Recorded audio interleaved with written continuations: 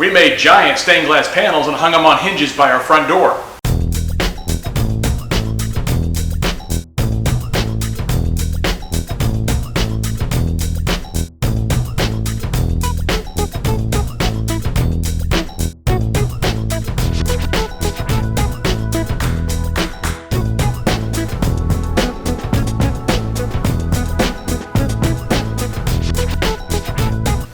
Now we can have stained glass or not stained glass windows anytime we want.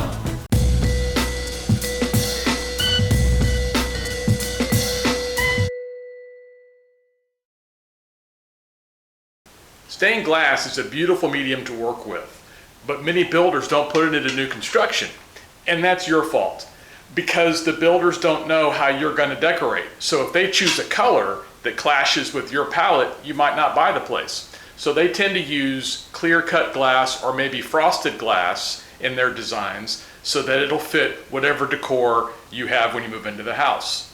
But in the case of clear-cut glass, the glass is still clear. So many homeowners put curtains in front of their cut glass so no one can see into the house.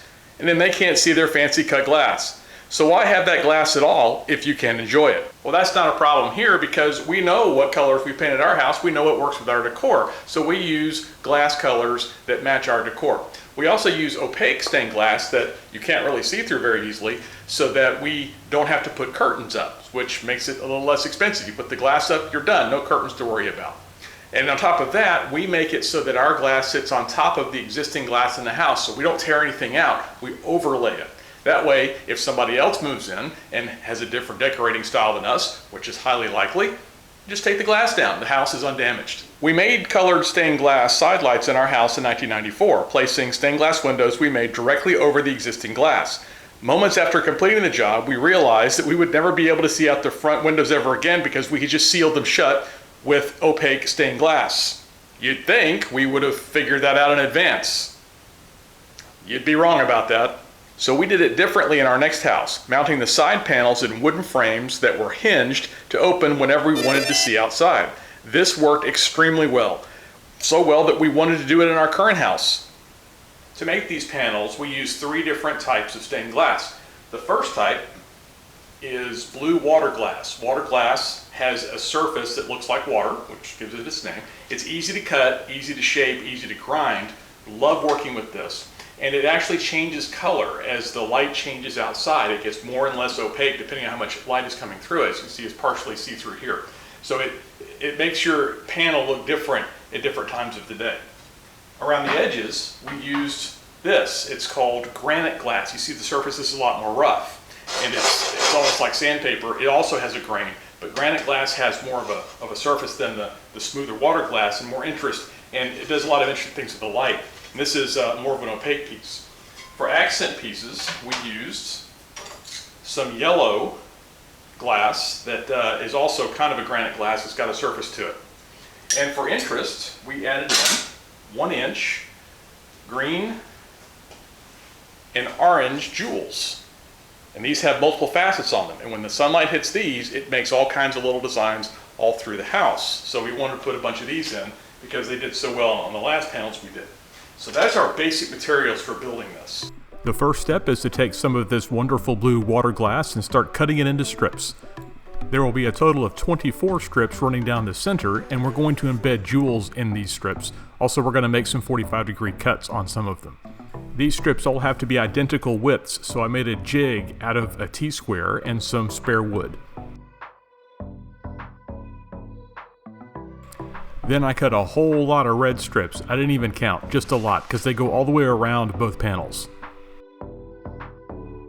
With the main pieces of glass cut, I powered up the glass grinder. The grinder uses water as a lubricant, which is why you see my insulation barrier here. This thing slings water and glass dust all over the place, so the insulation barrier at least keeps it from slinging it all over the shop. Unfortunately, I can't have that barrier go across the front because that's where I'm working, so I end up with a wet shirt every time I use the glass grinder.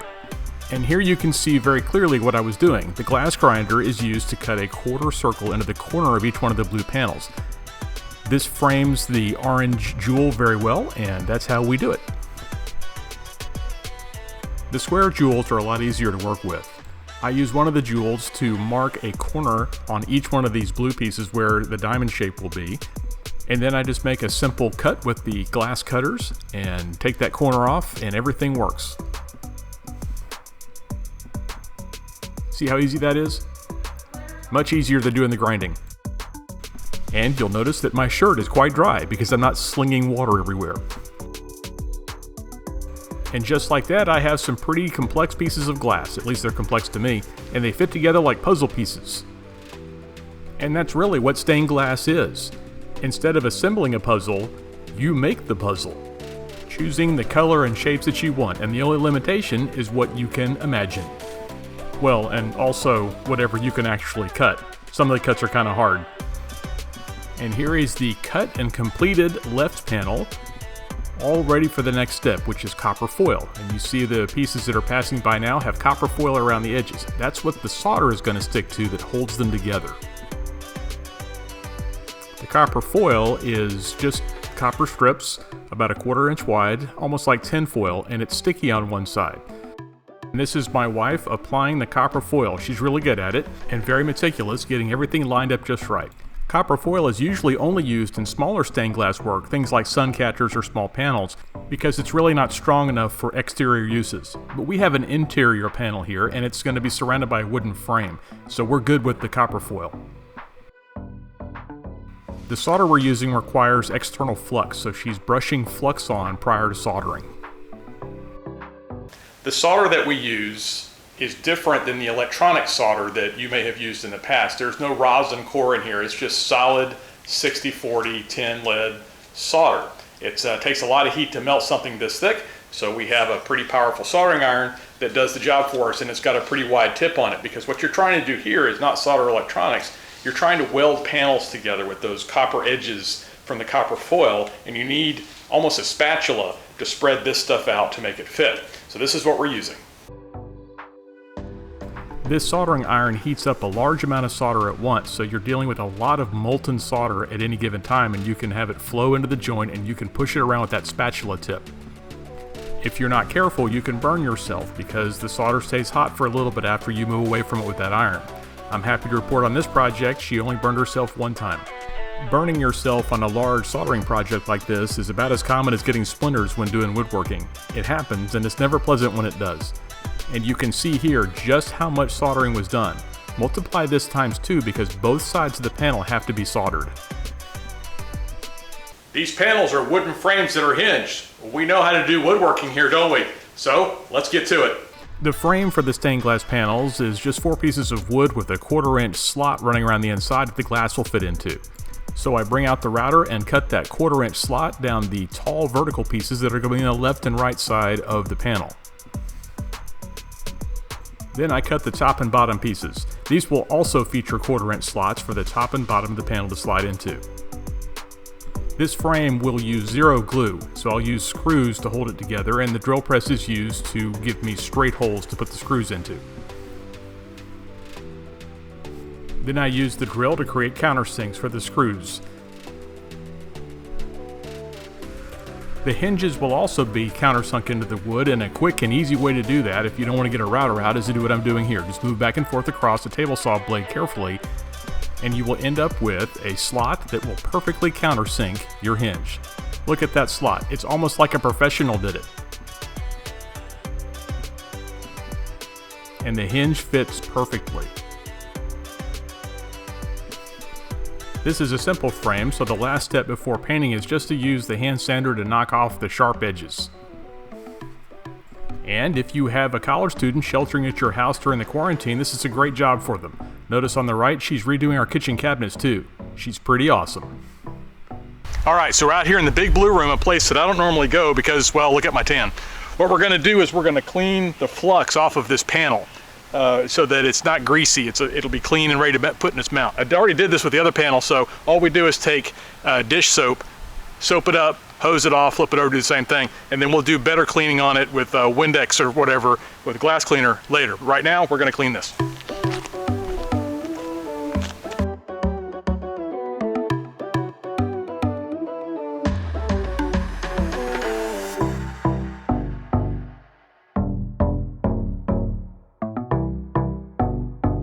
Finally, we're back inside my natural environment.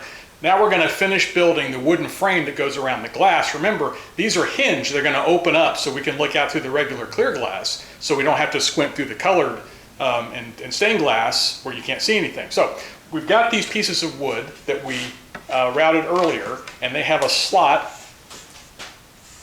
all the way around that will hold the glass. The glass will go in. So I've got a top and a bottom. This is the bottom, and here's the top. And we're gonna mount these to these vertical pieces to make a frame around the glass. And then once that's done and the glass is slid in and the last one of these panels put on, we're gonna put hinges in these cutouts.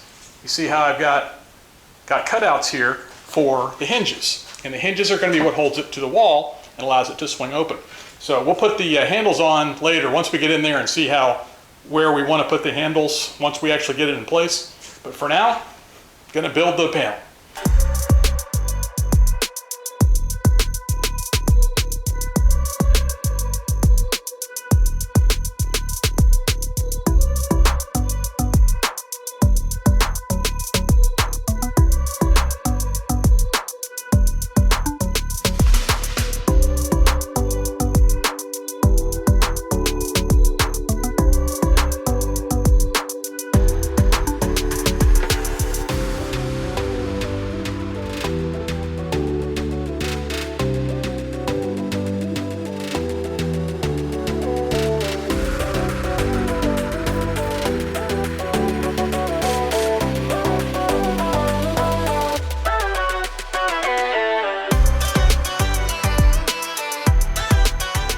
So there you have it, one giant stained glass panel in a wooden frame.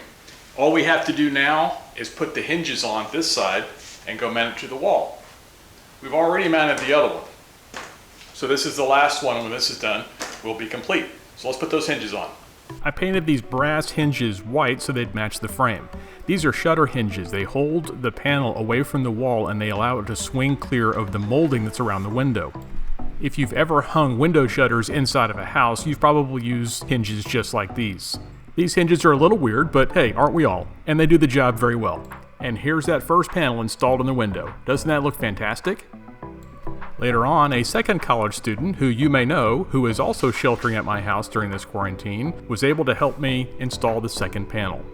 Installation is pretty simple. It's just 3 hinges. All you need is someone to hold it in place while you put the first couple of screws in. We use 3 hinges, both because these are pretty tall panels, but also because the glass is a bit heavy, and we wanted to make sure it didn't sag over time or fall out and break. And the last step in the installation was installing 2 knobs so that we could open and close the panels easily. They had to be small knobs so they wouldn't catch on people's clothing coming through the door, and they screw right in. And they work great.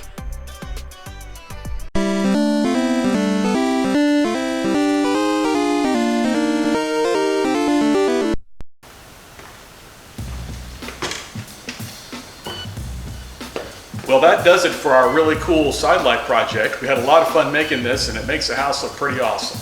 Maybe someday we'll build a couple of panels to go on top to complement these. Don't know, have to add to the project list. Thanks to our patrons for helping us do things like this. Your comments and support really help us move forward and get things done. We've got a couple projects we're working on today that you help finance. So love you, appreciate you. If you like this sort of thing, subscribe, like the videos, share them, go binge watch our other stuff. We're always building something, whether it's woodworking or glass or electronics. It's always interesting and it's always kind of weird. Anyway, we'll see you next time.